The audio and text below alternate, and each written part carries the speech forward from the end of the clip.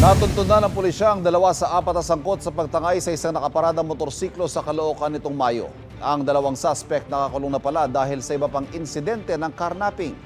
Arestado naman sa hiwalay na operasyon ang 2 bumili ng motorsiklo na sinabing hindi nila alam na nakaw pala ito.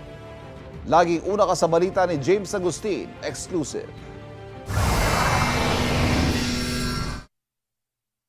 May 20 nang makunan sa CCTV camera ang pagnanakaw sa isang motorsiklo na nakaparada sa harap ng computer shop sa Barangay 93 sa Caloocan.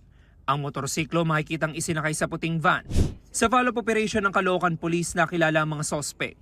Ang 2 lalaki na edad 21 at 24 anyos nakakulong sa Santa Maria Municipal Police Station sa Bulacan matapos maaresto noong May 28. Napag-alaman din natin na ito palang mga may gawa ay nakakulong na sa Santa Maria Police Station sa bisa ng warrant of arrest na inisyu ng Branch 33 ng Manila sa kasong carnapping. Positively identify ng ating witness itong 2 arrested person ng Santa Maria Police Station. Sasampahan ng 2 ng panibagong reklamong paglabag sa new anti-carnapping law. Sinusubukan pa namin makuha ang kanilang panig. Patuloy namang hinahanap ang 2 pang kasabwat nila na kapwa minor de edad ayon sa pulisya. Ang grupo ilang beses na raw ng biktima sa Metro Manila. Sa alanganing oras, nag-iikot-ikot sila dito sa area ng Quezon City, Manila at Caloocan. So pag may nakita sila na unattended na motorcycle, agad nila itong tatabihan at isasakay ng 4 na kalalakihan.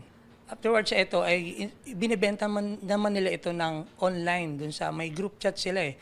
Meron silang itong mga buyer na allegedly mga taga Norte. Samantala sa pinagsanib na puwersa ng Caloocan Police at Northern Highway Patrol Team ng PNP-HPG, natunton sa bayan ng Moncada sa Tarlac ang ninakaw na motorsiklo. Positively identify naman to ng ating victim at yung nakuha nating Xerox ng ORCR dun sa nasabing motor, positive naman. Arestado ang magkapatid na edad 22 at 24 anyos na bumili nito. Giit ng 2 hindi nila alam na nakaw motorsiklo na nakita lang daw nila ibinebenta online. Nag-offer lang po siya sa amin tapos binili po namin, sir. Magkano? 30K po. Bakit mo binili yung motorsiklo?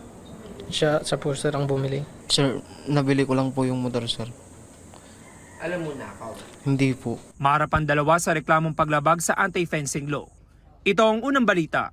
James Agustin para sa GMA Integrated News. Kapuso, huwag magpapahuli sa latest news and updates. Mag-iuna ka sa balita at mag-subscribe sa YouTube channel ng GMA Integrated News.